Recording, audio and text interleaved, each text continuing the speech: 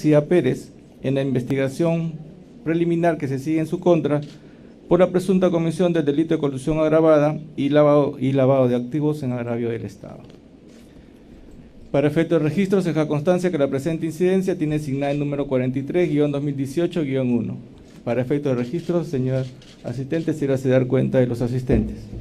Buenas tardes, señor magistrado, demás partes procesales y público presente. Doy cuenta a usted, señor juez, que ha concurrido en representación del Ministerio Público el doctor José Domingo Pérez Gómez, fiscal provincial titular del equipo especial de la Fiscalía Supraprovincial Corporativa especializada en delito de corrupción de funcionarios, primer despacho. Asimismo, se ha hecho presente la defensa técnica del investigado Alan Gabriel Ludwig García Pérez, el doctor Erasmo Reina Alcántara y como su interconsulta el doctor Genaro Vélez Castro. Finalmente, doctor, doy cuenta a usted que se ha hecho presente en representación de la Procuraduría Pública ad hoc la doctora Silvia Cuba Ramos. Eso es todo en cuanto tengo que dar cuenta. Muy bien, entonces verificar la asistencia de ley, sea por válidamente instalada la audiencia. Simplemente indicar que la señorita abogada de la Procuraduría podrá estar presente, pero no podrá hacer uso de la palabra. En esta es una audiencia de imposición de medida coercitiva a cargo del señor fiscal. ¿Correcto? Entonces, instalada la audiencia, se le concede el uso de la palabra al señor fiscal para que sustente su requerimiento. Vamos a otorgarle el plazo de 30 minutos para que pueda sustentar su requerimiento. Señor fiscal, tiene el uso de la palabra. Muy buenos días, muy buenas tardes, perdón, señor magistrado, igualmente a los señores abogados de la defensa, el Ministerio Público. El Ministerio Público va a sustentar el requerimiento de impedimento de salida del país del imputado Alan García Pérez. En ese sentido, vamos a presentar cuáles son los suficientes elementos de convicción que tenemos para tener buena apariencia de nuestro derecho. Primero vamos a decir de que estamos imputados como el delito principal, el delito de lavado de activos en la modalidad de recibir un activo ilícito, esto proveniente de la caja 2 de la empresa Odebrecht. En ese sentido, señor magistrado, debo decir a usted que hemos presentado como elementos de convicción precisamente el acuerdo que firma la autoridad de los Estados Unidos de América con la empresa Odebrecht, en cuyo texto podemos encontrar que en el punto 21 se ha desarrollado cómo la empresa crea la división de operaciones estructuradas que funcionó como un departamento de sobornos, esto para ocultar sus actividades. Esta división utilizó un sistema de comunicaciones denominado Drowsys, que permitió a los miembros de la división comunicarse entre sí y con operadores financieros externos, otros cómplices, todo ello con respecto a sobornos, a través de mensajes, correos seguros, utilizando nombres y claves y contraseñas. Quiero que quede la idea, señor magistrado, de que el empleo de este nivel de mensajería en el sistema Drowsys corresponde a la división de operaciones estructuradas. Todo nivel de mensajería entre sus miembros, agentes externos, todo tiene referencia con actos de soborno. Bien. La empresa se ha presentado a la Fiscalía y a través del documento Acta Fiscal de Recepción de Documentos, fechado el 13 de noviembre del 2018, a través de su representante legal y apoderada de la empresa, Lourdes Luisa Carreña Carcelén, ha entregado documentación que sirve para acreditar lo siguiente. En primer orden, hay que tener en cuenta que la empresa se encuentra sometida a un proceso de colaboración eficaz con la justicia peruana. Segundo, que la documentación que ha entregado corresponde precisamente a ese sistema Drowsys, que corresponde a la división de operaciones estructuradas. Repito, la documentación corresponde a ese departamento de sobornos. En la documentación que ha entregado, hay un reconocimiento de la empresa Odebrecht a través de su Departamento de Operaciones Estructuradas de un pago de $100,000 norteamericanos a Alan García Pérez. Como consta en el acta que se ha redactado y se ha levantado en la entrega de los documentos, es un procedimiento de pago estructurado, construido o confeccionado para ocultar el activo de $100,000 de la División de Operaciones Estructuradas. En este procedimiento ha intervenido un intermediario, un empleado, un agente de esta División de Operaciones Estructuradas, quien es Américo Espínola, quien emplea a la entidad Estudio Espínola precisamente para cumplir con los fines de esta división de sobornos. Además, debo indicar, y se dejó constancia, que Américo Espínola está sometido a un proceso de delación por la justicia brasileña. Por último, debo indicar en este aspecto que también ha alcanzado la transferencia bancaria del 9 de julio del 2012 que se realiza desde el Estudio Espínola hacia la cuenta de Alan García Pérez. De la misma manera, los documentos que se confeccionaron para dar legalidad precisamente a esa transferencia. Un contrato de prestación de servicios y un recibo por haber precisamente recepcionado el pago de los $100,000. Esto fechado el 5 de abril del 2012 y el 24 de mayo respectivamente. Se puede presentar la información y la documentación que ha alcanzado la empresa Odebrecht en los siguientes cuadros, si usted me lo permite. Primero, hay que establecer que la supuesta conferencia o seminario de Comercio e Inversiones Brasil-Perú de FIES se llevó a cabo el 25 de mayo del 2012. De ahí han venido actos de comunicación, de mensajería a través de este sistema encriptado del Departamento de Operaciones Estructuradas, en donde podemos identificar una secuencia de correos, pero para un nivel de identificación hemos señalado algunas fechas de ellos. Por ejemplo, el correo del 27 de junio del 2012 contiene una secuencia de comunicaciones en donde la empresa Odebrecht señala que no puede pagar $100,000 de manera directa a Alan García Pérez, expresidente de la República del Perú. Y señala que lo tiene que hacer a través de el Estudio Espínola, que forma parte de esta división. Por ese servicio, el Estudio Espínola o Américo Espínola va a recibir una comisión de $15,000.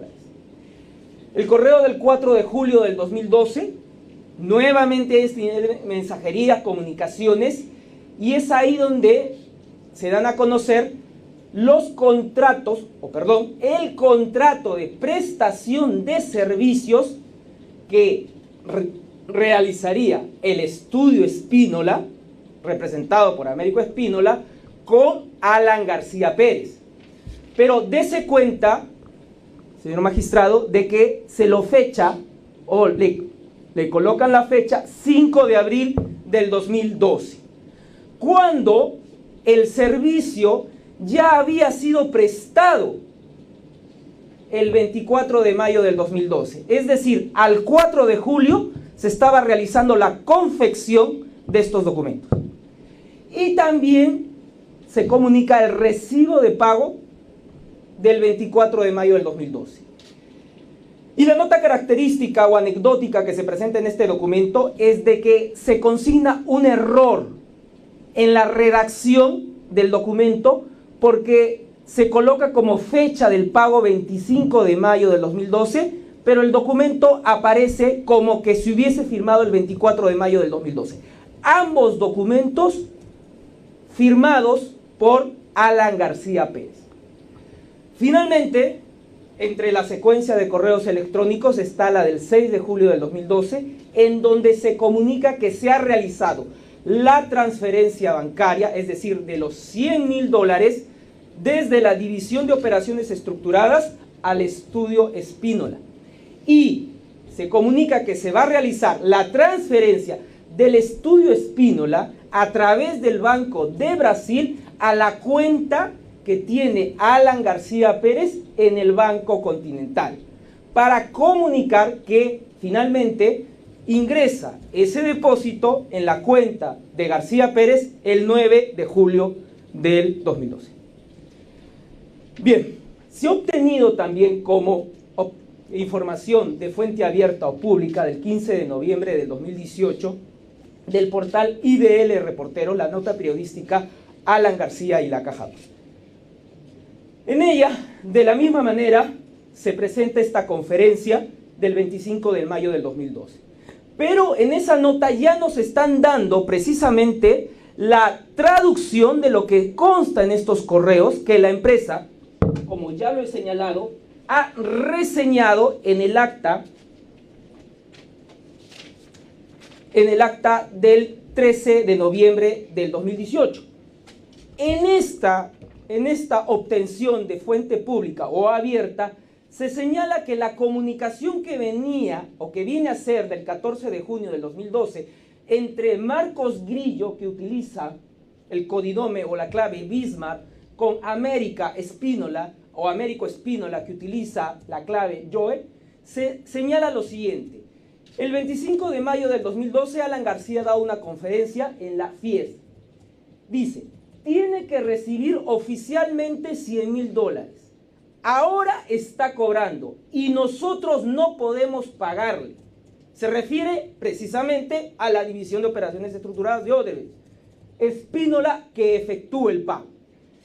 El correo del 14 de junio del 2012 entre Américo Espínola con la clave Joe se comunica con Américo Grillo con la clave Bismarck, le dice: el pago puede ser desde el exterior, es decir, desde Nevis, el Caribe, haciendo esa consulta. Y Marcos Grillo, de Bismarck a Américo Espínola, de Joe, le responde: el director superintendente del Perú indica que tiene que ser desde el Brasil, es decir, se descarta hacer esta transferencia a través de una entidad offshore o una entidad bancaria desde el Caribe. Finalmente, el correo del 3 de julio del 2012, en donde Noshua se dirige a Américo Espínola Joe, y el asunto es la remesa de los $100.000 para el doctor Alan García. Se adjunta el contrato y el recibo firmado por el doctor Alan García. Finalmente, el correo del 6 de julio de Jung, que se dirige a Américo Espínola, Joe, Marco Grillo, Bismarck y Noshua, el pago se emitió el 6 de julio. Es decir, ya el Estudio Espínola lo recibió precisamente de la División de Operaciones Estructuradas para posteriormente transferirlo a la cuenta de Alan García Pérez. Pues bien, en los 30 minutos voy a señalar cuál es esta actividad criminal previa, que es el delito de corrupción de funcionarios en el Metro de Lima. Bien, se ha señalado precisamente que este acuerdo firmado entre la autoridad americana con Odebrecht, en el fundamento J referido al Perú, nos habla en el considerando 66 que entre los años 2005 al 2014 hubieron pagos corruptos aproximadamente por 29 millones por obras, en los cuales Odebrecht se ha beneficiado con $143 millones. En el fundamento 67, que es pertinente al presente hecho, se hace referencia a que entre los años 2008 y 2009, Odebrecht participó en la licitación de contrato de transporte del gobierno peruano. Líneas más abajo se dice algo pertinente, precisamente para la persona que está imputada. Realizó pagos corruptos con fondos no declarados provenientes de la División de Operaciones Estructuradas. Las visitas que realiza Jorge Enrique Simoes Barata, según el registro que se ha obtenido de la Casa Militar Presidencia de la República, según el oficio 328-2017 del 7 de abril del 2017, nos dice que Jorge Enrique Simoes Barata ha sido un asiduo concurrente a Palacio de Gobierno hasta en más de 10 oportunidades, solamente hablando entre el año 2007 y el año 2008. ¿Y por qué me voy a centrar en estas últimas fechas? Por ejemplo, la del 23 de enero del 2009, en donde Jorge Barata visita a Alan García desde las 5:45 hasta las 8:55. Porque para entender lo que es el delito de colusión tenemos que presentarle precisamente cuáles son estos indicios colusorios. Y parte de la práctica judicial nos ha indicado la celeridad en el procedimiento. Pues bien, en este caso ha habido celeridad en la emisión de normas. Y esto está demostrado con la dación del Decreto Supremo número 008-2009-MTC. ¿Y por qué lo digo?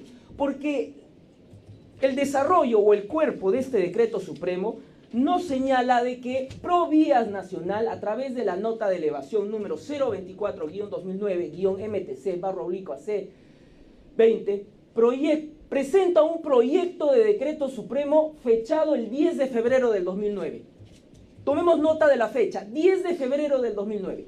¿A dónde dirige este documento? Al Viceministerio de Transportes.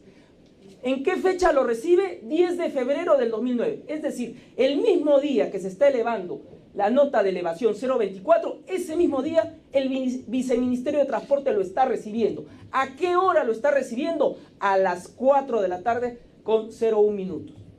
Pues bien, del Viceministerio de Transportes, el asesor de dicha oficina redacta el memorando 407-2009-MTC/02.AL, fechado el 10 de febrero del 2009. Seguimos en el mismo día.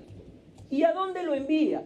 Lo envía a la Oficina de Asesoría Jurídica. ¿Cuándo ingresa a dicha oficina? El 10 de febrero del año 2009. ¿A qué hora ingresa esa oficina? A las 4:46.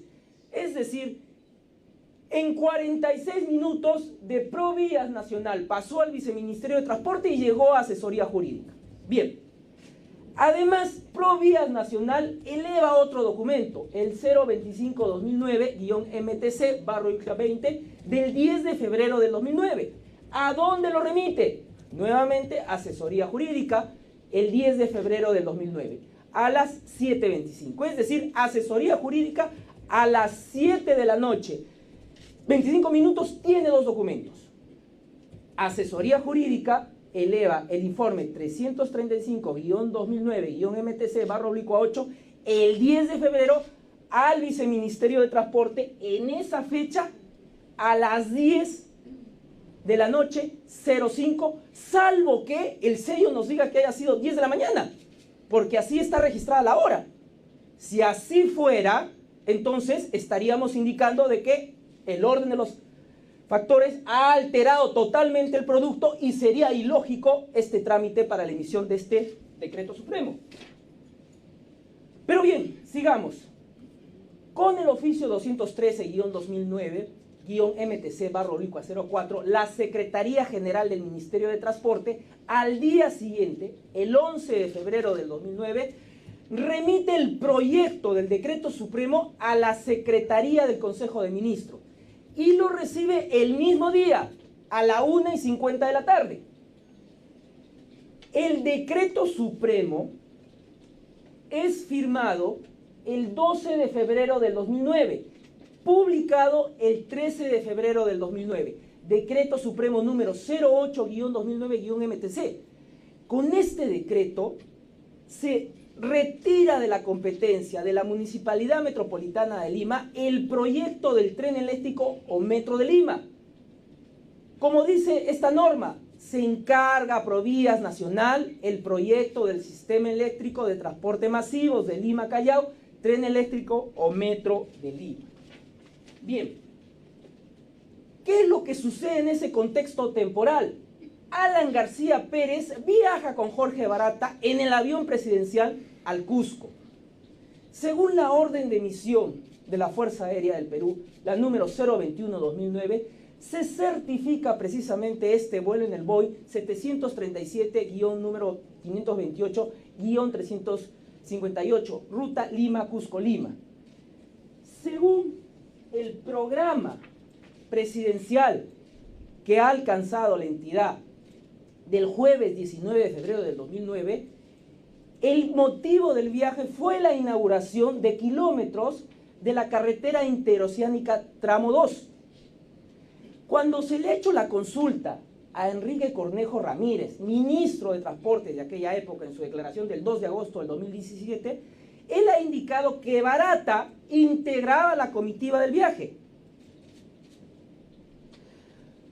¿Por qué hago mención a este programa presidencial del 19 de febrero del 2018? Porque según el documento, lo que tenía que realizar el presidente, el expresidente Alan García, era de 8:40 a 3 de la tarde, 15 minutos, el viaje a Cusco. A las 7 de la noche regresaba a Lima a juramentar a Mercedes Cabanillas como ministra del Interior. Pero sucedió algo que no estaba en el documento, que no estaba programado en el programa presidencial del 19 de febrero del 2018. Enrique Cornejo Ramírez lo menciona en su declaración del 2 de agosto del 2017. La noche del 19 de febrero, aprovechando que se produjo la juramentación en Palacio de Gobierno y estando todos los ministros presentes, se aprovechó para realizar una sesión extraordinaria de Consejo de Ministros, en cuya agenda se aprobó el decreto de urgencia en el que se encarga al Ministerio de Transportes la ejecución de las obras de la línea 1 del tren eléctrico de Lima. Es decir, llegaron del Cusco a juramentar a una nueva ministra y extraordinariamente, sin que los ministros tuvieran conocimiento anterior, se realiza una sesión no señalada, extraordinaria, para tocar un tema vital importante. Bueno, pues esta sesión de consejo extraordinaria, según el acta del 19 de febrero del 2009, se inicia a las 8 de la noche y la orden del día es el proyecto de decreto de urgencia presentado por el Ministerio de Transportes y Comunicaciones para encargarle a él mismo la ejecución de las obras de la línea 1 del proyecto del Sistema Eléctrico de Transporte Masivo de Lima y Callao. En ese sentido, tenemos que caer en cuenta, por ejemplo, que en esa acta del 19 de febrero del 2009 hay 3 aspectos fundamentales para entender cómo es que se ha realizado este concierto o este pacto colusorio entre Alan García Pérez y precisamente los funcionarios de la empresa ODE. Primero, se aprueba un proyecto de urgencia. Ese es el tenor y esa es la parte resolutiva de esa acta extraordinaria. Segundo, los fundamentos son el informe técnico de la Autoridad Autónoma del Tren Eléctrico, la ATE. Tercero, el informe de la empresa Latin Pacific Banca de Inversión. Pues bien, el proyecto de urgencia aprobado al 19 de febrero del 2009 no existía. No estaba documentado, no estaba como registro en ningún expediente de ninguna entidad, solamente en la cabeza de las personas que intervinieron ese día. ¿Cuándo es que se inicia precisamente este trámite? Se inicia después, con fecha posterior a la aprobación, el 24 de febrero del 2009. En él se inicia en Provías Nacional cuando Magdalena Bravo y Nostroza, gerente de obras, decide elevar el informe 046-2009-MTC/20.5, que es un informe de propuesta para un decreto de urgencia, fechado el 24 de febrero. Propongo recién a esa fecha un decreto de urgencia. Provías Nacional, a través de la Dirección Ejecutiva, decide elevar un informe, el 065-2009-MTC/20, que es el informe técnico de propuesta para un decreto de urgencia. Mismo día, inmediatamente lo recibió. La asesoría legal del Ministerio de Transportes de Comunicaciones eleva un informe, el 454-2009-MTC/08, en donde indica el proyecto de decreto de urgencia que encarga al MTC la ejecución de obras de la línea 1 del tren. Fecha 24 de febrero del 2009. Finalmente, el decreto de urgencia 032-2009 es firmado, en el cual se encarga precisamente al Ministerio de Transportes y Comunicaciones la ejecución de obras de la línea 1 del tren el 27 de febrero del 2009 y publicado el 28 de febrero de ese año. Entonces la pregunta cae por su propia lógica. ¿Qué es lo que aprobaron en esa sesión de consejo extraordinaria del 19 de febrero del 2009? Sí, todo el expediente de ese decreto de urgencia no existía a esa fecha y se confeccionó en un solo día después, o con fecha posterior, el 24 de febrero del 2009. Bien, esa sesión extraordinaria hace referencia al informe técnico de la Autoridad Autónoma del Tren Eléctrico ATE, el cual fue remitido con el oficio 027-2009 ATP del 16 de febrero del 2009, es decir, fecha anterior a esa sesión extraordinaria. Pero de las recomendaciones no señala lo que finalmente se aprueba en ese decreto de urgencia, sino las recomendaciones son distintas. Se indica que tiene que reanudarse el proceso de concesión.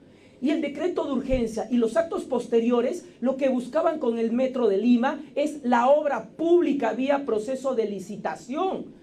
El oficio o este informe del ATE no señalaba retirar de la concesión a otro modelo de contratación.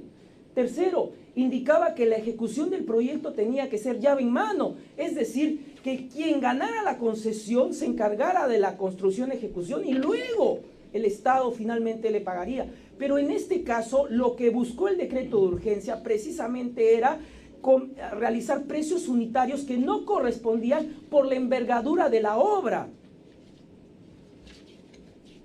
Por último, se hace mención al informe de la empresa Latin Pacific, que es de Banca Inversión. Este es un informe de opinión sobre estructura de implementación de propuesta fechado el marzo 16 de 2009 de Latin Pacific Capital.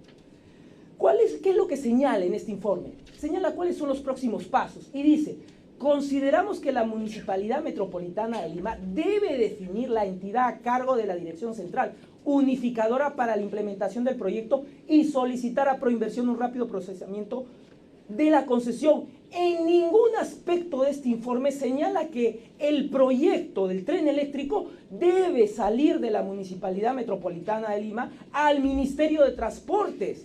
Por lo tanto, los fundamentos de esa sesión extraordinaria se basan en hechos que no son ciertos.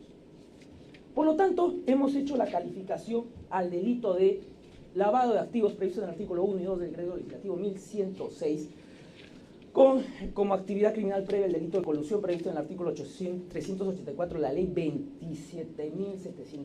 ¿Cuáles son la prognosis de la pena?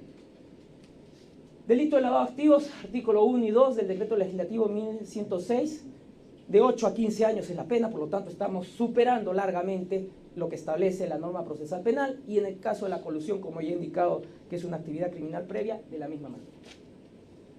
Pues bien, la proporcionalidad de la medida y el plazo y lo que es indispensable para la averiguación de la verdad.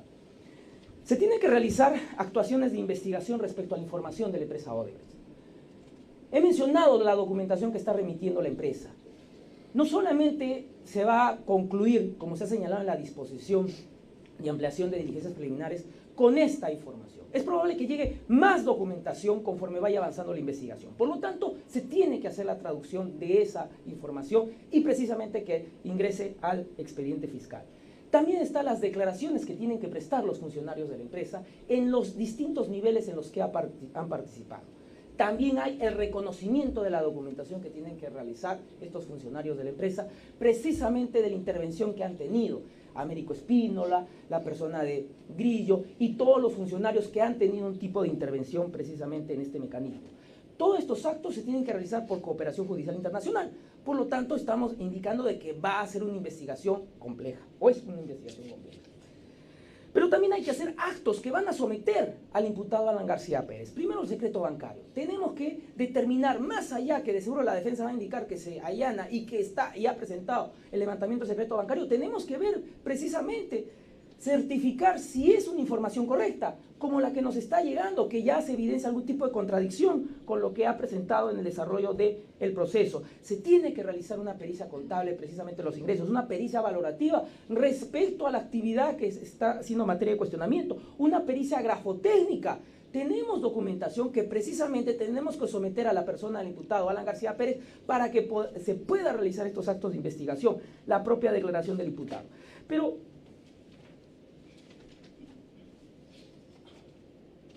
aprovechando ya los escasos minutos que me quedan, señor magistrado, voy a señalar lo siguiente. Uno de los motivos que nos ha obligado a pedir esta medida, y la defensa no lo va a negar, es que Alan García Pérez no reside en el país.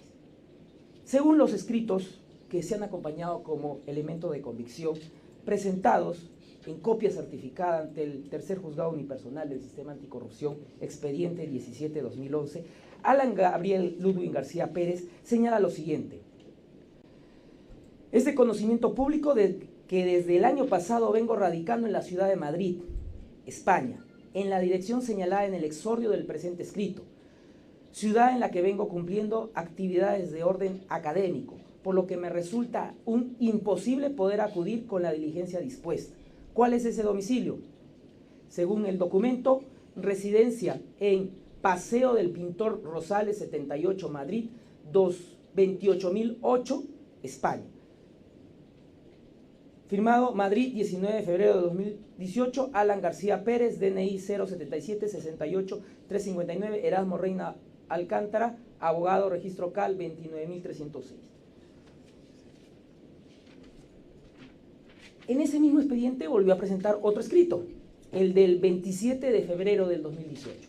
Y de la misma manera, Alan Gabriel Ludwig García Pérez señala: solicito que se tome en cuenta que en la actualidad vengo radicando en la ciudad de Madrid, en la dirección de Paseo del Pintor Rosales 78, Madrid, 28008, España, ciudad en la que vengo cumpliendo actividades de orden académico, por lo que me resulta un imposible poder acudir a la diligencia dispuesta. De la misma manera, su abogado, aquí presente, Erasmo Reina Alcántara, en ese expediente, con el escrito fechado el 2 de marzo del 2018, indicó: Alan García Pérez ha informado a su despacho de la actual residencia del citado exmandatario en la ciudad de Madrid, España, residencia que es de público conocimiento y que autoridades judiciales ya han tenido en consideración. Señala: el ciudadano Alan García Pérez, en el ejercicio de su derecho de elegir su residencia y el derecho fundamental de tránsito, ha viajado y se encuentra radicando en la ciudad de Madrid, España, en donde viene cumpliendo diversas actividades. La residencia habitual de don Alan García Pérez es la ubicada en Paseo del Pintor Rosales 78, Madrid, 28008, España. Ahora, él ha señalado de que es de público conocimiento y de conocimiento de las autoridades y que se encuentra en España hace un buen tiempo. Sin embargo, cuando la Fiscalía lo citó el 1 de agosto del 2017, con presencia de su abogado, señaló el domicilio Manuel de Freire, Santander, 121-131, Miraflores, Lima, lo que evidencia que la persona no ha dado una información correcta, exacta al Ministerio Público y por lo tanto no tiene un arraigo adecuado en el país. Señor fiscal, los 30 minutos acabaron, tiene 5 minutos para concluir. Gracias, señor magistrado.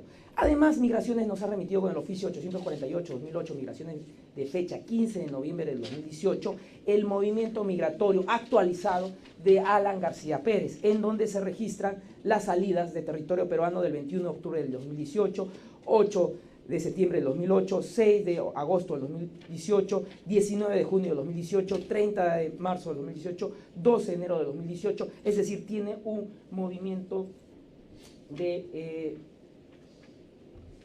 continuo migratorio. De la misma manera, ha frustrado diligencias a través de la presentación de escritos. En este caso corresponde a la carpeta 51-2018, fechado el 22 de octubre de 2018, firmado por Erasmo Reina Alcántara, en donde señala de que no va a concurrir a las citaciones por las cuales ha sido citado o ha sido señalada la fecha de la citación del próximo 24 de octubre, atendiendo razones personales académicas que su patrocinado deberá cumplir fuera del país. De la misma manera, el escrito presentado en esa carpeta de la carpeta 51-2018 del 4 de junio del 2018, en donde señala precisamente, en este caso, el domicilio en la ciudad de Lima. Por último, el plazo que estamos solicitando, señor magistrado, como usted ha dado cuenta o ha tomado cuenta, es de 18 meses, atendiendo que esta es una investigación adecuada a la ley 30.077, ley contra el crimen organizado, que por lo tanto son actos que tenemos que realizar vía cooperación judicial internacional. Esta es una investigación eminentemente compleja, una investigación científica, y por lo tanto ameritan actos de investigación en los cuales la persona de Alan García Pérez debe ser sometido. Eso sería todo, señor magistrado. Agradezco el tiempo concedido. Bien, señor abogado de la defensa. Señor abogado de interconsulta, sucinta. Muchas gracias, señor juez. En primer lugar, quiero dar cuenta que el día de ayer, por mesa de partes, siendo las 15 horas con 3 minutos, hemos presentado un escrito firmado por el expresidente Alan García, en el que, en efecto, se allana al pedido de requerimiento de impedimento de salida del país presentado por el Ministerio Público. Y hoy venimos a ratificar en su representación esa voluntad de allanamiento a este requerimiento del Ministerio Público, señor juez. Sin embargo, es importante, después de haber escuchado el requerimiento oralizado por el señor fiscal, señalar que nuestro patrocinado ha actuado siempre en el marco del principio de lealtad procesal en cada una de las investigaciones que se le ha iniciado en los últimos años. Situación que no parece acompañar al señor representante del Ministerio Público, por lo que justamente acaba de mencionar hace un momento. El 19 de octubre, fecha en que fue citado Alan García para declarar en la presente carpeta, la diligencia tuvo que suspenderse por pedido del propio Ministerio Público. Entendemos que se hizo porque se estaba atendiendo otro caso de importancia vinculado a otro actor político del país. Y fue en esa circunstancia en que se dijo que la diligencia se iba a programar en algunas semanas más, porque Alan García tenía que, estando ya radicado en el país, luego de un año sabático que se ha conocido públicamente, señor juez, había decidido retornar a vivir al Perú. Y fue ahí como cuando se informó que tenía compromisos académicos y se convino para que la diligencia, señor juez, se postergara el 15 de noviembre, que hace pocos días es donde asistimos y donde tomamos conocimiento de la ampliación de la presente investigación por los delitos de colusión y de lavado de activos.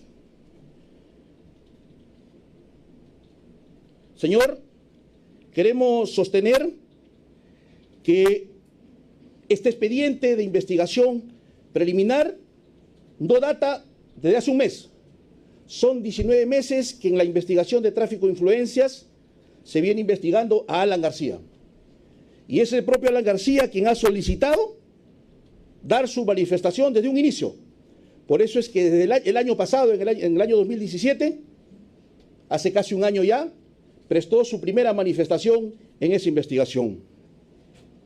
Y ahora se incorpora un nuevo hecho para ampliar las investigaciones por los delitos de colusión agravada y de lavado de activos. No obstante, señor, al allanamiento que estamos expresando, el expresidente se ha sometido, queremos refutar algunas afirmaciones que se han hecho acá. Se dice en la hipótesis del fiscal que por esta obra, cuyo costo es de 511 millones de dólares, que se desarrolló entre el año 2009 y 2011, se había producido un acto colusorio entre nuestro patrocinado y la empresa Odebrecht, y que el beneficio de Alan García, señor magistrado, es el que podría ser contratado para dar una conferencia en Brasil en mayo del 2012.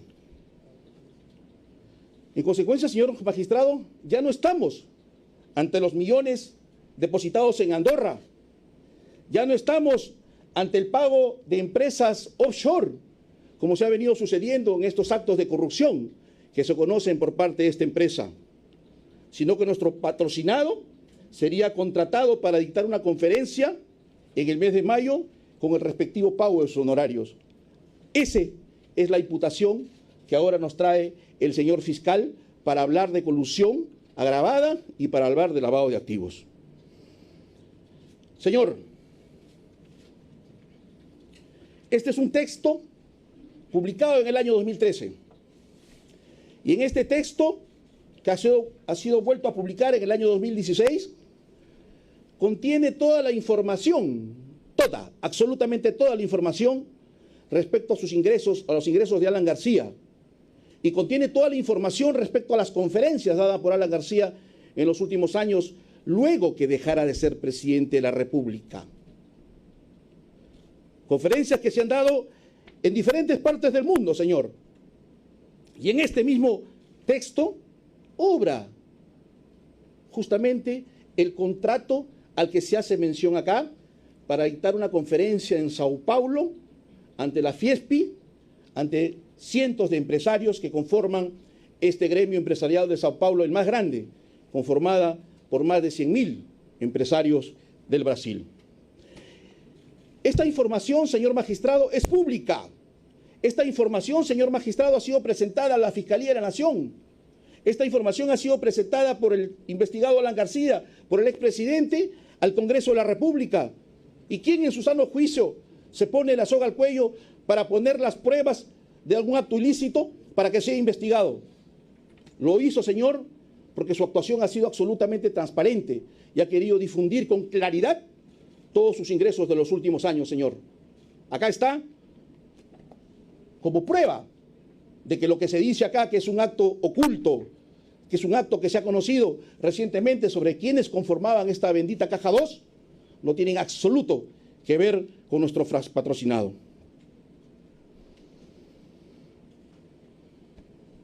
Señor, el señor fiscal dice esta supuesta conferencia.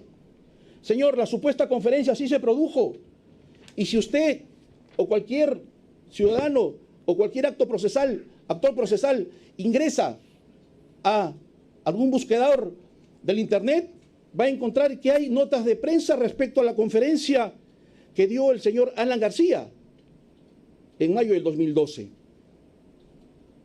Y por intermedio de quién se hizo, y este es el programa tentativo en el año 2012, y quién iba a inaugurar este evento, era Paulo Scafi, presidente de Fiespi, que para el 25 de mayo, cuando se produjo el evento, ya no pudo estar, así que estuvo el vicepresidente de la Confederación. Entonces el evento, a diferencia de lo que acá se quiere dejar entrever que no se produjo, sí se produjo, señor, sí se realizó, y como consecuencia de ello, lo que ha habido es una contraprestación con el pago por recibo por honorarios, por precisamente haber brindado esta exposición, esta conferencia ante los empresarios brasileños. Y informó Espínola sobre quién financió finalmente el pago de la conferencia. No. ¿Tenía que hacerlo, señor? No. Lo que le importaba al conferencista Alan García era saber el tema sobre lo que iba a conferenciar, el día en que iba a conferenciar, el lugar donde iba a conferenciar. Y cuando tuvo que recibir el pago correspondiente, giró sus recibos por honorarios el 24 de mayo, justamente en víspera del evento. Y que el pago se haya producido semanas o casi 45 días después, fue lo que se pactó en el contrato. ¿Y esto es un acto ilícito? Señor, pudo haber efectuado la conferencia sin la existencia de ningún contrato, porque bastaba la consensualidad para llevar adelante el desarrollo de esta conferencia por parte de Alan García, si le proporcionaban los pasajes, el hospedaje y el lugar donde tenía que ser el evento, señor. Pero no solamente eso, señor magistrado. Conforme estamos demostrando, Alan García, precisamente por haber sido un exitoso gobernante, fundamentalmente en su segundo periodo, es que se ha dedicado en los últimos años, luego de dejar la presidencia de la República, a ser conferencista internacional. Más de 30 conferencias producidas en los primeros 5 años después de haber salido de su gobierno, señor magistrado. Y todas se han rendido cuentas ante el Ministerio Público, a la Fiscalía de la Nación. y se han auditado estos ingresos, señor magistrado, tanto en la Fiscalía de la Nación como en el Congreso de la República. Tenía que saber entonces de dónde provenían estos recursos, si acaso, como acá se dice, han provenido de la Caja 2. Entonces tendríamos que preguntarnos entonces, ¿cuántos en este país, personas jurídicas y naturales, han celebrado contrato en los últimos años con la empresa Odebrecht? También tendrían que estar procesados por lavado de activos sin haber tenido conocimiento de las actividades ilícitas de esta empresa. Señor, estamos hablando de todas las empresas en este país, las empresas periodísticas, las empresas, los canales de televisión, y en fin, nos quedaríamos cortos, señor ministro. Señor abogado, se refiere hacia los hechos. Muy bien, señor.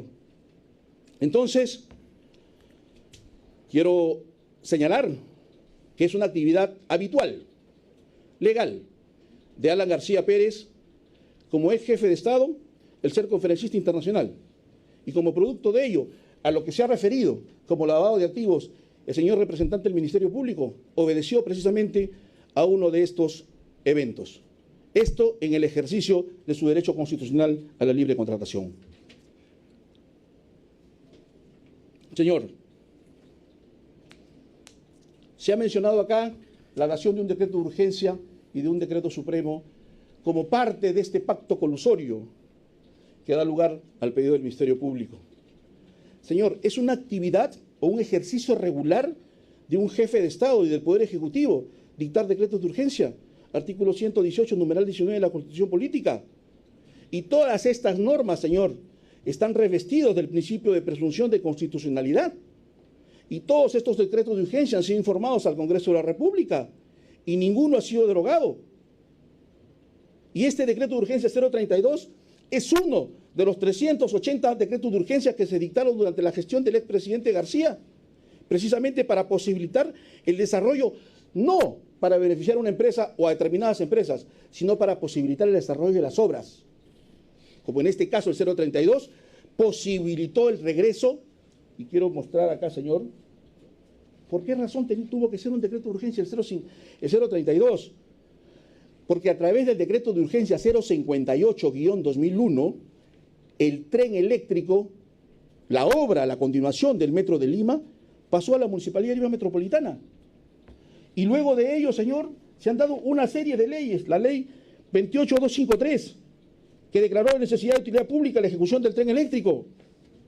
La ley 28670 del año 2006, igualmente volvió a declarar necesidad de utilidad pública la continuación del tren eléctrico.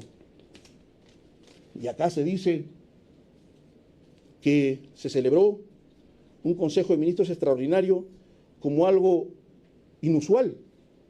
Señor, es cierto. El 19 de febrero de 2009, señor magistrado, se produjo en efecto la juramentación de Mercedes Cabanías como ministra del Interior. Y ese mismo día, como ya bien se ha dado acá cuenta de la agenda del viaje al Cusco, viaje, señor, en la que todos los que viajaron han sido citados al Ministerio Público. Y todos han coincidido que ha sido un viaje protocolar, con presencia de diversos funcionarios, congresistas, exministros, funcionarios de Palacio de Gobierno, y que nada ilícito, nada turbio advirtieron de este viaje. Y este viaje, señor, del 19 de febrero, por mal tiempo se suspendió porque iba a suceder el 17 de febrero. Y eso también se da cuenta en la propia agenda del Palacio de Gobierno del 17 de febrero. Y cuando se regresa, porque así se ha dado cuenta, y se lleva adelante el Consejo de Ministros, la juramentación de Mercedes Cabanías como ministra del Interior, como era usual, luego de terminar la juramentación y estando presentes todos los ministros, y estando presente el presidente del Consejo de Ministros, el presidente de la República, se pasó a desarrollar un Consejo de Ministros extraordinario. Todos los ministros que han asistido, convocados por el Ministerio Público, han convenido y han aceptado que en efecto fue un Consejo de Ministros extraordinario y que en efecto el ministro de Cornejo sustentó el decreto de urgencia 032. Todos han coincidido en eso y que todos coincidieron que en efecto en el decreto de urgencia se estableció que retornaba al gobierno nacional este proyecto o continuación del proyecto del Metro de Lima. Entonces, señor, ¿dónde está lo ilícito? ¿Dónde está el acto oscuro ¿Dónde está? ¿Cuáles son los elementos del pacto colusorio? No nos lo ha dicho el señor fiscal. Ha citado una serie de actos propios de gobierno, propios de gestión pública.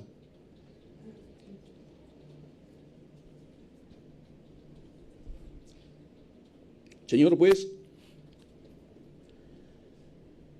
consideramos pues que toda la referencia que ha hecho el señor fiscal José Domingo Pérez sobre esta tramitación en el ámbito del Ministerio de Transportes de Comunicaciones, entre asesoría jurídica, trámite documentario, no tienen absoluto nada que ver con funciones y competencias de un jefe de Estado. Hay que conocer la gestión pública. Un funcionario de menor jerarquía depende de un director, y un director depende de un viceministro, y el viceministro depende del ministro, y el ministro se queda cuenta al presidente de la República. Así que los problemas que hayan podido sucederse en el ámbito del trámite documentario, de meses partes, de asesoría jurídica, es un tema que tendrán que responder los funcionarios de ese sector. No puede responder un jefe de Estado, porque no es su competencia. Señor, sí es importante en este argumento de respuesta al pedido, nos hemos allanado, pero hay que hacer algunas aseveraciones que son importantes para advertir la intención del Ministerio Público.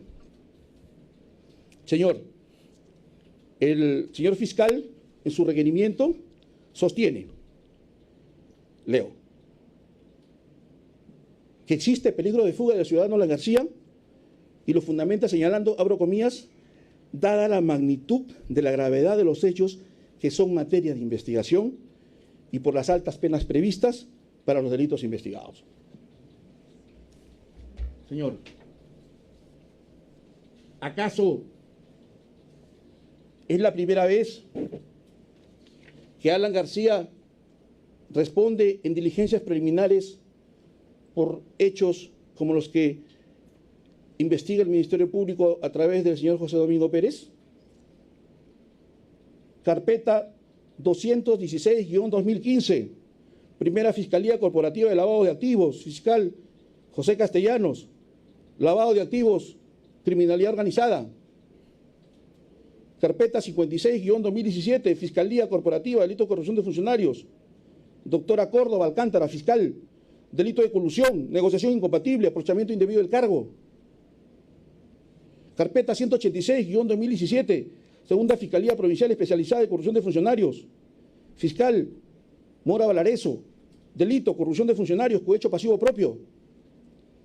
Cuarto, carpeta 270-2017, Primera Fiscalía Corporativa Especializada del Delito de Corrupción de Funcionarios, fiscal Fernández de la Cruz, colusión y negociación incompatible. Quinto, carpeta 76-2018, Segunda Fiscalía Corporativa Especializada en Delitos de Corrupción de Funcionarios, fiscal Silva Escudero, delitos, colusión con defraudación patrimonial al Estado. Sigo. Carpeta 97-2017, Segunda Fiscalía Provincial Especializada en Delito de Lavado de Activos y Pérdida de Dominio, Mori Gómez, delito, lavado de activos. Carpeta 51-2018, lavado de activos. Señor, en todas estas investigaciones, que son absolutamente delitos muy graves, a pesar que en el caso de una investigación de lavado de activos iniciado por el fiscal Gómez, es porque una señora ocupante precaria de un inmueble no se le ocurrió mejor idea que denunciar lavado de activos a Alan García y decir que pertenecía al Grupo Orellana. Y el señor Domingo Pérez inició una investigación por lavado de activos con solamente su dicho. Aún así, el señor Alan García ha comparecido a esa investigación y ha dado su manifestación, como en todas estas investigaciones. Y en esta carpeta, señor, es la cuarta vez que se le ha citado para declarar. Y ha asistido, señor. Entonces, ¿de qué peligro de fuga, señor magistrado, podemos hablar si es que en casos como los que acabo de referir son tanto o más gravosos de los que señala el señor José Domingo Pérez en esta nueva investigación?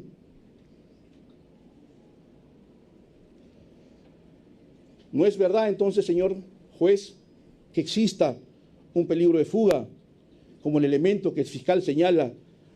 Porque el elemento que el señor fiscal señala es Son graves los delitos que son materia de investigación. Como acabamos de ver, hace años, Alan García está siendo investigado por graves delitos y nunca ha faltado a ninguna diligencia a comparecer, señor. Ha demostrado una conducta procesal de absoluto respeto a la autoridad. Sin embargo, señor juez, debo señalar lo siguiente. Hay una clara intención de perjudicar al ciudadano Alan García. Ya investigados por tema de Odebrecht con coima, han señalado que han sido presionados para declarar en contra de Alan García, porque si no, no se le daba la colaboración eficaz. Y hoy tenemos conocimiento que ya se habría quebrado la voluntad de alguno de ellos para inventar probablemente algunos hechos ilícitos por parte de nuestro patrocinado, señor. Cosa que es muy grave, señor, porque como estamos demostrando, Alan García jamás ha eludido la acción de la justicia, porque es consciente, señor, de que como ciudadano de este país y como expresidente de la República, de haber representado 2 veces a la nación en este país, colabora y seguirá colaborando con la Administración de Justicia, señor, a pesar de que existen este tipo de actitudes, como estamos refiriendo en estos momentos, señor juez. No obstante esto, señor, reiteramos lo que empezamos diciendo, que el señor Alan García se allana al pedido de requerimiento de impedimento de salida del país para colaborar con las investigaciones que se vienen desarrollando hace 19 meses exactamente en esta carpeta fiscal, señor juez. Eso es todo. Muchas gracias. Señor fiscal, ¿algo que agregar? Sí, señor magistrado. Es la propia empresa al momento de entregar la documentación que ha indicado de que toda esta operación ha sido estructurada, construida o confeccionada en forma retroactiva a través de contratos de prestación de servicios del 5 de abril del 2012 y recibo de pago de fecha 24 de mayo del 2012 por presunto servicio conforme a los correos electrónicos. No es el Ministerio Público quien viene formulando juicios sin evidencia.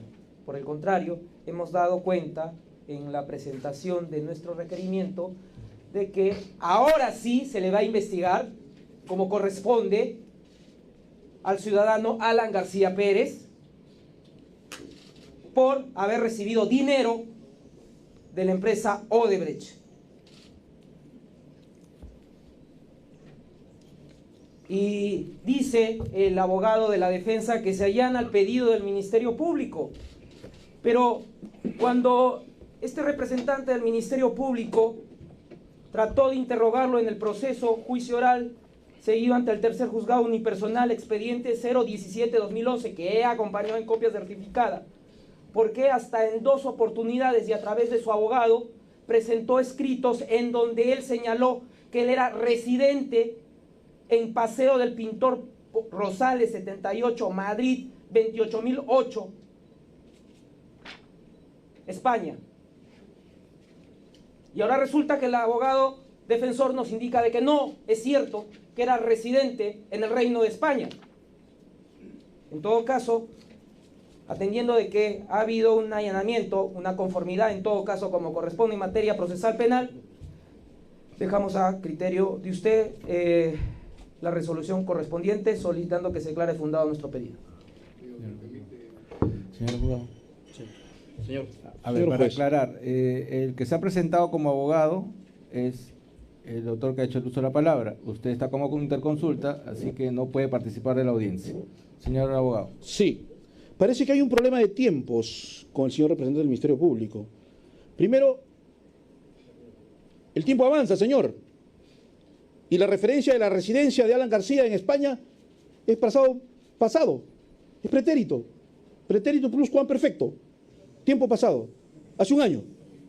Parece que el señor tiene un problema con el tiempo, porque quiere hacer una investigación paracrónica. Una investigación paracrónica, señor. Es decir, extraer hechos del pasado para juzgarlos como si sucedieran en el presente. ¿Cuándo se supo lo de la caja 2? ¿No es hace un año? ¿Y cuándo fue el contrato y la conferencia del señor Alan García? En el año 2011, hace 6 años, señor, pitonizo tenía que ser para saber que en 5 años se iba a saber lo de la caja 2. Señor Alan García no tenía forma de cómo saber si acaso ha sido así, que estos recursos provenían de actividades ilícitas, señor. El señor era un conferencista internacional y como producto de ello dio esta conferencia en Brasil, en Sao Paulo. Así que acomodemos los tiempos, señor. Y si queremos hacer una investigación paracrónica, pues creemos que debemos buscar otros espacios, la ficción, no lo real. Muy bien. Señor abogado, su intervención nos da pie a dos cuestiones. Usted señala por un lado que se allanan. Me gustaría que me explique a qué se refiere con allanarse, porque en materia procesal penal no existe el allanamiento. Sí. En primer lugar. En segundo lugar, cuando ha hecho uso de la palabra, ha hecho referencia a los argumentos del señor fiscal, es decir, que usted no está de acuerdo con los argumentos del señor fiscal, que en todo caso, para su entender, no existiría ni delito, y por lo tanto, tampoco sería justificada una medida. Entonces, ¿cómo acepto una medida cuando no estoy conforme con los hechos? Señor abogado. Sí, señor. En primer lugar, la decisión del allanamiento responde a la voluntad del señor Alan García de someterse a las investigaciones y si acaso, como se ha señalado acá, se requiere su presencia para desarrollar estas en el país, él acepta el pedido que se formula para no salir del país. Esos son los términos, señor juez, y los argumentos que nosotros hemos sostenido lo hacemos como abogados, como defensa técnica, pero la voluntad de nuestro patrocinado, valga la reiterancia, es de quedarse en el país para colaborar con estas investigaciones, señor juez. De conformidad con la medida, entonces. De conformidad con la medida.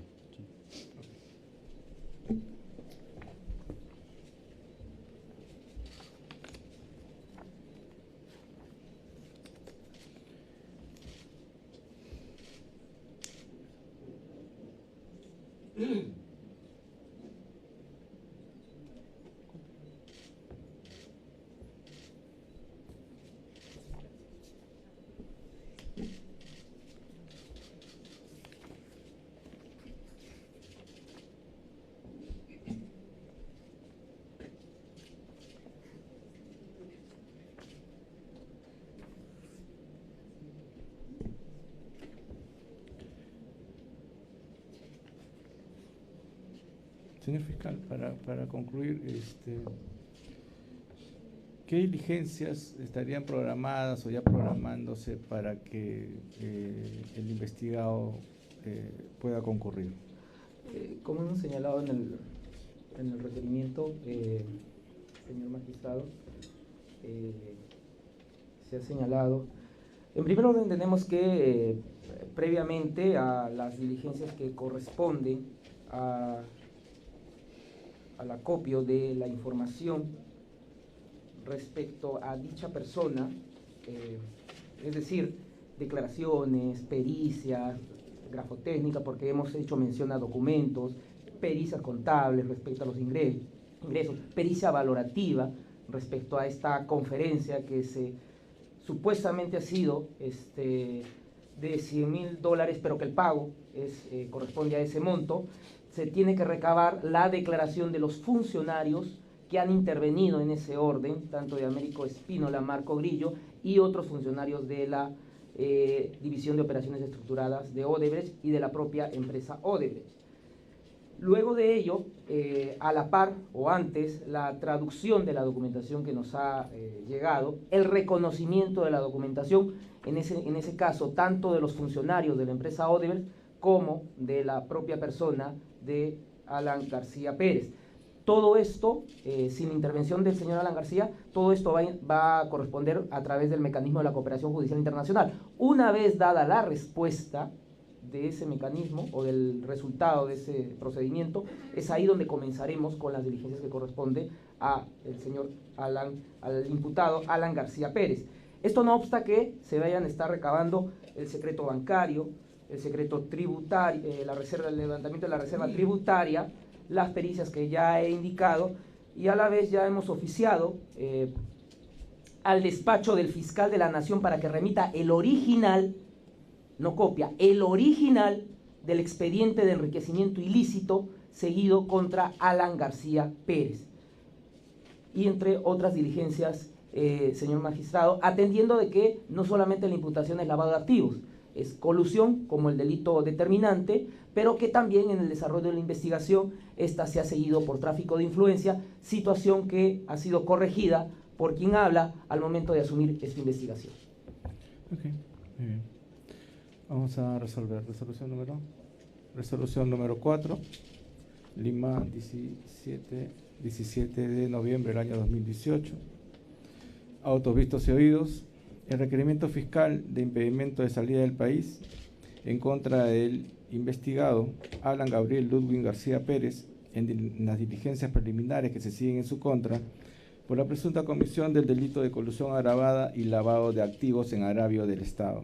Y considerando, primero, que el señor representante del Ministerio Público, al amparo de los artículos 253, 255, apartados 1 y 2, artículos 295 y 296 del Código Procesal Penal, así como el protocolo de actuación conjunta respecto al impedimento de salida, aprobado por resolución de la Fiscalía de la Nación número 1501-2014-MP-FN, requiere a este órgano jurisdiccional se imponga la medida coercitiva de impedimento de salida del país por 18 meses en contra del investigado García Pérez.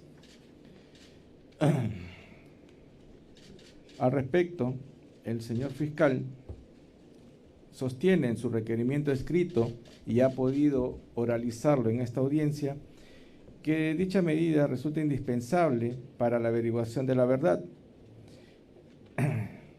que se requiere necesariamente la presencia del imputado García Pérez, a fin de que permanezca dentro del territorio nacional a efecto del esclarecimiento de los hechos, toda vez que en el transcurso de la investigación se llevarán a cabo una serie de diligencias que deberán contar con la participación constante del mismo, y así ha mencionado una serie de diligencias que la Fiscalía ha dispuesto o dispondrá en su oportunidad.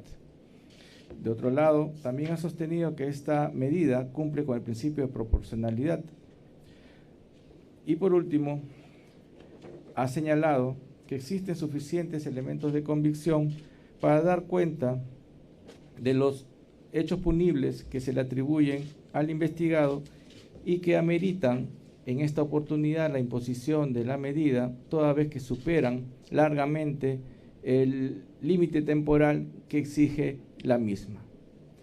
Considerando siguiente, a su turno, el señor abogado de la defensa, en representación de su patrocinado y expresando su voluntad, sostiene que se allanan al requerimiento fiscal.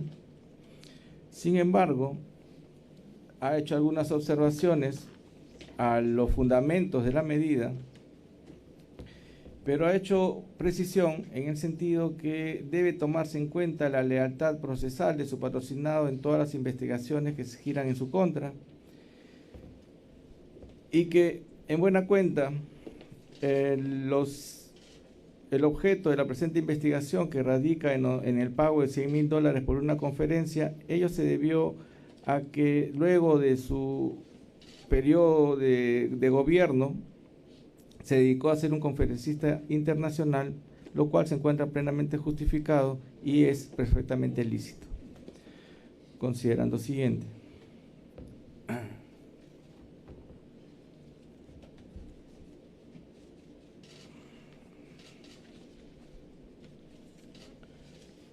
a fin de evaluar la medida solicitada, es del caso hacer referencia a los hechos que son materia de la presente investigación fiscal.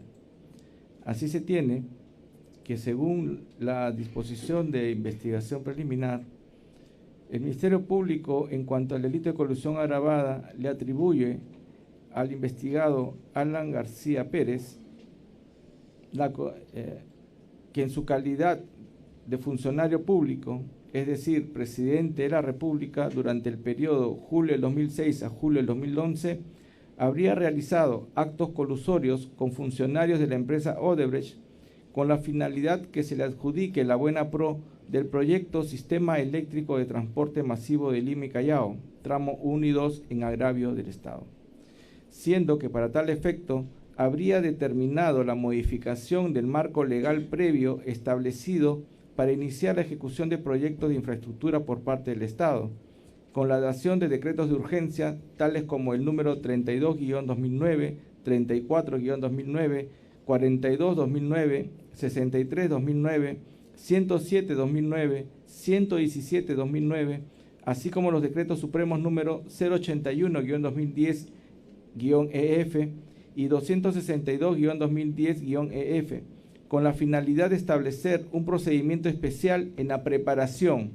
gestión, administración y ejecución de proyectos de infraestructura de transporte terrestre relacionados al sistema eléctrico de transporte masivo de Lima-Callao, además de haber determinado que la ejecución de dicho proyecto sea realizado por el Ministerio de Transportes y Comunicaciones a través de la Autoridad Autónoma de Tren Eléctrico, ATE, cuyo titular de dicho ministerio era su coinvestigado Cornejo Ramírez, mientras que el director ejecutivo de la ATE era su coinvestigado Osvaldo Duber Plasencia Contreras, actos que se realizaron para garantizar que la empresa Odebrecht, quien formaba parte del consorcio Tren Eléctrico, a quien se le otorgó la buena pro para la ejecución del proyecto del tren eléctrico tramos 1 y 2. En relación al delito de lavado de activos, se le atribuye al investigado Alan García Pérez actos de conversión, transferencia, tenencia y ocultamiento, artículos 1 y 2 del Decreto Legislativo 1106, con la agravante del artículo 4, numeral 2, al haber presuntamente recibido $100,000, activo ilícito, proveniente de la División de Operaciones Estructuradas de la empresa Odebrecht, empleando al intermediario Estudio Espínola Consultoría Jurídica a cargo de Américo Espínola, entidad intermediaria en el pago de sobornos, pagos ilícitos o pagos encubiertos de la División de Operaciones Estructuradas de Odebrecht. Se establece como actividad criminal previa el delito de corrupción de funcionarios, por lo que dicha suma de dinero constituiría entonces el activo ilícito, el mismo que ha sido generado como consecuencia del ejercicio del cargo de presidente de la República por el pacto colusorio al que arribó con funcionarios de la empresa Odebrecht en los procesos de licitación convocado para la ejecución del proyecto de tren eléctrico línea 1, tramos 1 y 2. Hechos que hacen presumir la comisión del delito de lavado de activos, toda vez que este modus operandi por parte de la empresa Odebrecht procuraba la inserción de dinero maculado al sistema financiero con la posterior finalidad de evitar la identificación del origen ilícito del mismo, de la misma manera que los beneficiarios del dinero maculado habían tenido conocimiento del origen ilícito del mismo, razón por la cual, en el caso en concreto, el investigado Alan García Pérez ha simulado la suscripción de un contrato y recibo de pago con Estudio Espínola Consultoría Jurídica. En ese sentido, tal como se advierte del requerimiento y lo expuesto por el señor fiscal, el delito de lavado de activos ha sido subsumido en los artículos 1 y 2 del artículo 1106 y el delito de colusión en el artículo 384 del Código Penal, modificado por la ley 26.713.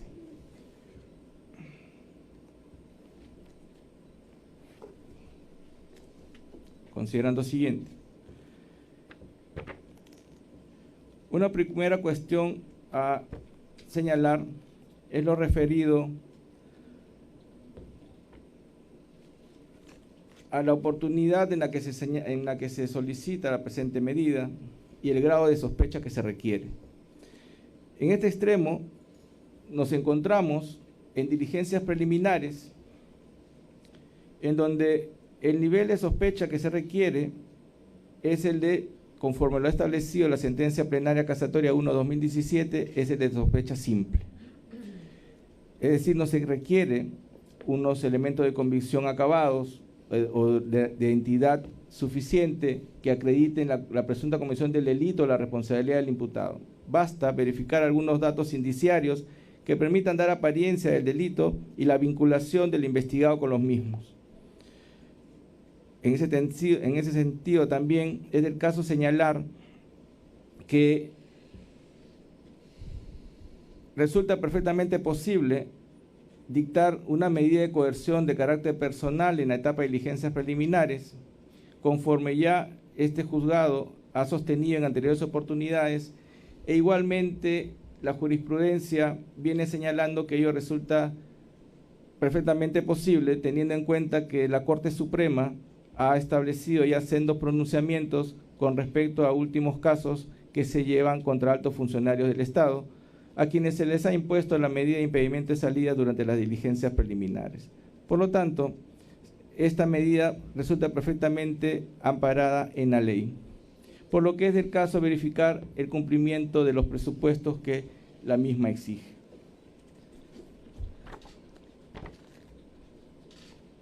Considerando siguiente. El artículo 295 del Código Procesal Penal señala, en referencia al impedimento de salida, que éste se puede dictar cuando durante la investigación de un delito sancionado con pena privativa de libertad mayor de 3 años resulta indispensable para la averiguación de la verdad. En tal sentido, nos encontramos ante dos delitos muy graves cuyas penas, el delito de lavado de activos es no menor de 8 y el delito de colusión es de 3 a 15 años, el vigente al momento de los hechos. Por lo tanto, este primer presupuesto referido al límite temporal se encuentra plenamente cumplido. El segundo presupuesto es si resulta indispensable o no para la averiguación de la verdad.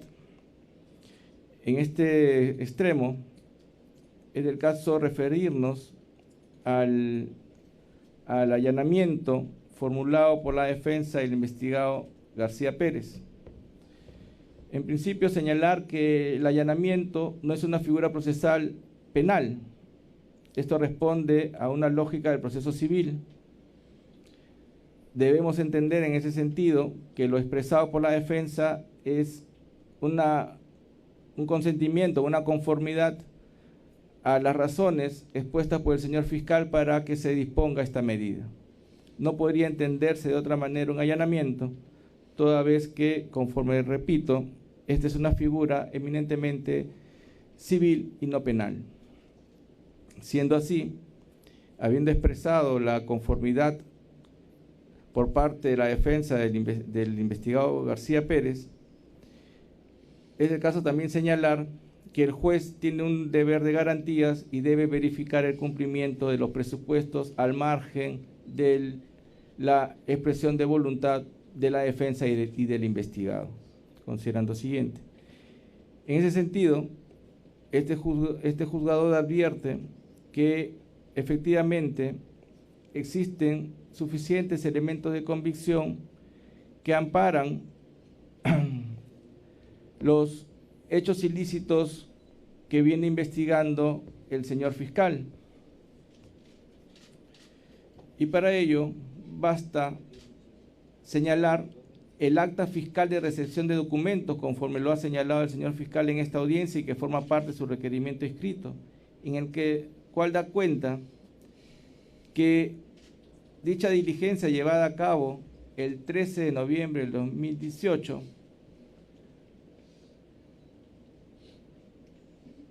está enmarcada dentro del proceso de colaboración eficaz instado por la empresa Odebrecht, el mismo que ha sido reanudado a partir de la celebración del acta fiscal de entendimiento firmada el 2 de agosto del 2018 entre el Ministerio Público y la empresa Odebrecht.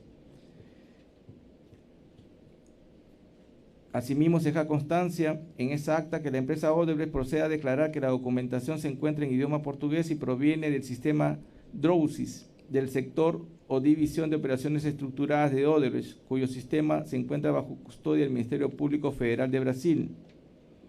Asimismo, se señala que la empresa Odebrecht procede a declarar que entrega documentación que sirve para acreditar el pago de $100.000 norteamericanos entregados al expresidente Alan García Pérez a través del intermediario de Odebrecht, el demandado Estudio Espínola Consultoría Jurídica.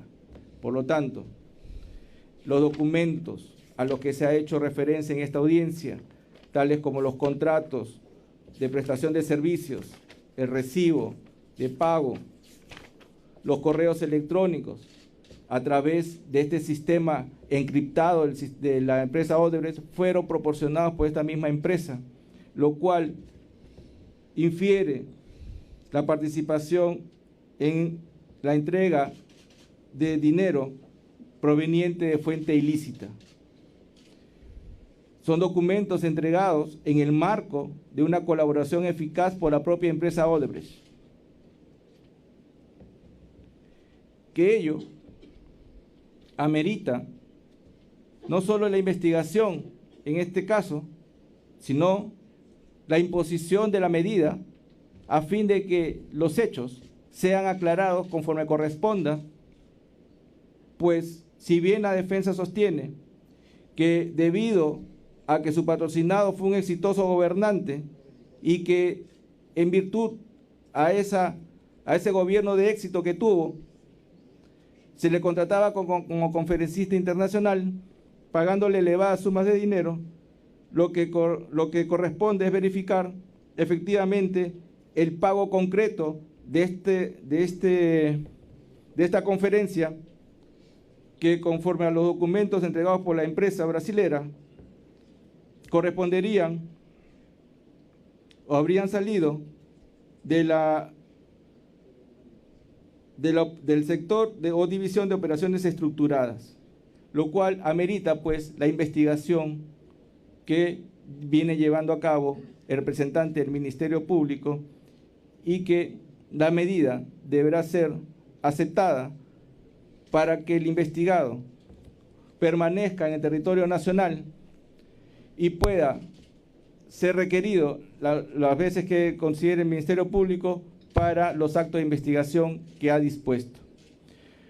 Considerando lo siguiente, en este sentido, también en el requerimiento escrito, el señor fiscal ha presentado sendos escritos presentados por la defensa en otros procesos, en los que ha señalado como domicilio el investigado en la ciudad de Madrid, España, lo que daría cuenta pues que no solo cuenta con un domicilio en nuestro territorio, sino que también eventualmente vendría permaneciendo en territorio del Reino de España. Que esa distancia geográfica imposibilitaría la realización inmediata de diligencias, por lo que corresponde que esta medida sea dictada para que se asegure la presencia del imputado en nuestro territorio. Por último, es del caso señalar que en este tipo de medidas, y ya este juzgador lo ha señalado en otro pedido similar, no resulta relevante la discusión sobre el peligro procesal. No estamos ante un pedido de prisión preventiva. Precisamente, la medida de impedimento de salida busca o trata de evitar un posible peligro de fuga. En ese sentido, resulta pues absolutamente necesaria y adecuada y responde al principio de proporcionalidad la medida requerida. Por lo que cualquier alegación como realizó la defensa al peligro procesal no resulta atendible, toda vez que aquí, precisamente con la medida de impedimento de salida, lo que se busca es que éste se evite en lo posible. Por los expuestos fundamentos, este juzgador resuelve amparar el requerimiento fiscal y resuelve declarar fundado el requerimiento fiscal y en consecuencia impóngase la medida de impedimento de salida del país en contra del investigado Alan Gabriel Ludwig García Pérez en las diligencias preliminares que se siguen en su contra por la presunta comisión del delito de colusión agravada y lavado de activos en agravio del Estado. Medida que deberá imponerse por el plazo de 18 meses, contados a partir de la fecha, debiéndose oficiar a las entidades administrativas competentes para su fiel cumplimiento. Mando que con sentido de ejecutoría que sea la presente se cumplan los términos expuestos y se archive la presente conforme corresponda. Señor fiscal. Conforme. Conforme. Resolución siguiente. Resolución número 5. Habiéndose dictado la resolución número 4 y no habiéndose interpuesto medio impugnatorio alguno contra la misma, es del caso declarar su consentimiento. En consecuencia, declárese la firmeza de la resolución número 4. Siendo las 4:25 se da por cerrada la presente estación de audio y video, por culminada la presente audiencia. Muy buenas tardes. Gracias.